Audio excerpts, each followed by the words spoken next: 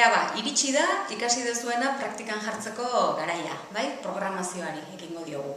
Lehenengo, ikastu unitate bat aurkeztuko dizuegu, autoikaskuntzan hasten diren ikasleei lehenengo programazio gisa emateko prestatua dago, erabil daiteke, nahi badezue, nahi ez badezue, hori zuek erabakiko dezue, baina aurkeztu egingo dizuegu, bai? Zeure kabuz izena du ikastu unitateak, 5 atalez edo osatua dago, eta lehenengo hori ezagutuko duzue. Eta geroia, zuek ikasle bati programazioa prestatuko diozue.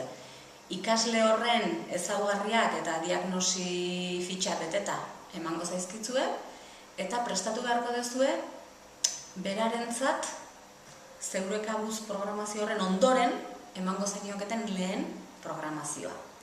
Ekin lanari!